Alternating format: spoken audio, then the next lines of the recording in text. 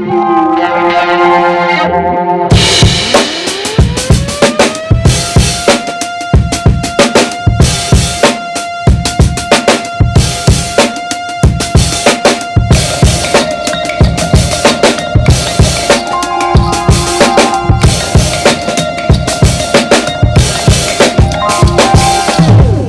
Everyone, I hope आप सभी एकदम मस्त होंगे।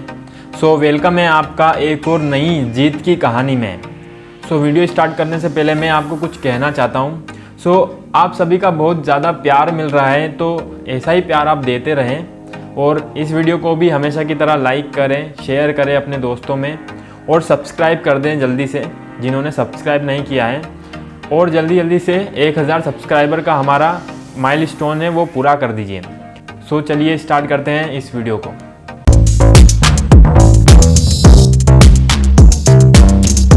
हमारे फेवरेट डॉक्टर रविंद्र कोहले जी, जिन्हें कहा जाता है आदिवासियों का मसीहा, आज उनकी जीत की कहानी से हमारे बहुत सारे यंगस्टर्स इंस्पायर होते हैं। रविंद्र कोहले जी ने नागपुर यूनिवर्सिटी से MBBS की डिग्री के बाद मेलघाट के अति पिछड़े इलाके में नौकरी की, तो उन्हें वहाँ पर एहसास हुआ कि वहाँ के जो आदिवासी लोग हैं उनकी पीड़ा और उनकी आवश्यकताएं बहुत अलग हैं। इसके बाद उन्होंने वापस जाकर MD की डिग्री हासिल की और फिर से मेलघाट वापस आकर उन्होंने कोरकू आदिवासियों के साथ काम करना स्टार्ट किया।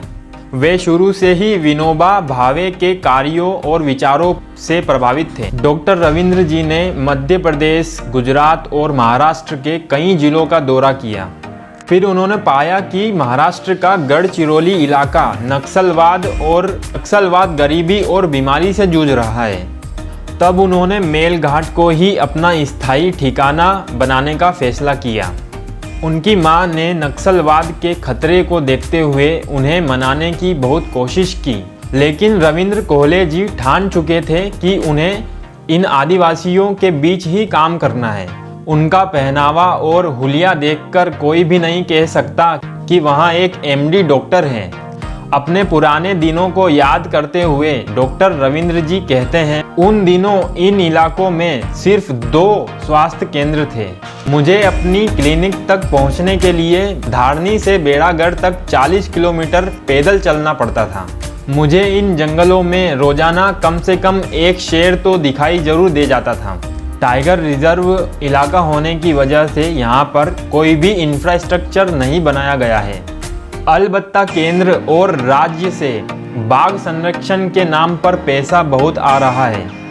जंगलों के अंदर आदिवासियों के गांव तक पहुँचने का सिर्फ एक जीप ही सहारा है, जो उबड़ खाबड़ रास्तों पर चल जाती है। यहाँ के आदिवासी पहाड़ियों के झरनों और छोटी छोटी नदियों के सहारे ही छोटे मोटे खेतों में छोटी मोटी खेती करके ही अपना पेट पालते हैं, क्योंकि यहाँ ना तो सिंचाई व्यवस्था है, ना ही पंप और बिजली भी नहीं है। ऐसी जगह पर डॉक्टर रविंद्र कोहले जी 24 साल से अपना काम निष्काम कर्मयोगी की तरह कर रहे हैं।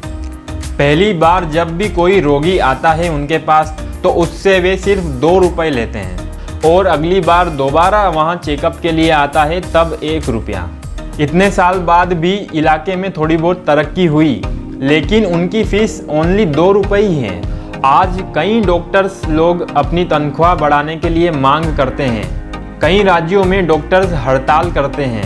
निजी डॉक्टर्स नर्सिंग होम्स और कई 5 स्टार्स हॉस्पिटलों के मरीजों का खून चूसते हैं। यह सब देखकर डॉक्टर कोहले जी का यह समर्पण देखकर एक सपने जैसी बात लगती है।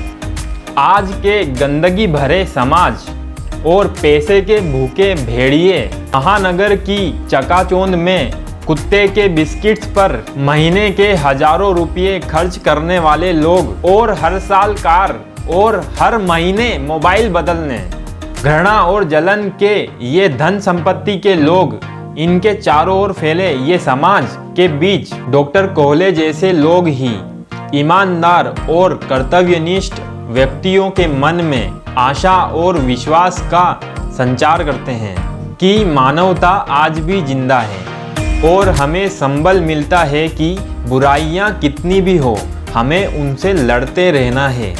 डॉक्टर कोहले जी रस्किन बॉन्ड की इस बात को बोलते हैं कि यदि आप मानव की सच्ची सेवा करना चाहते हैं तो जाइए और सबसे गरीब एवं सबसे उपेक्षित लोगों के बीच काम करिए। सचमुच एक ईमानदार और जीत के खिलाड़ी हैं हमारे कोहले जी, उनको शत शत नमन।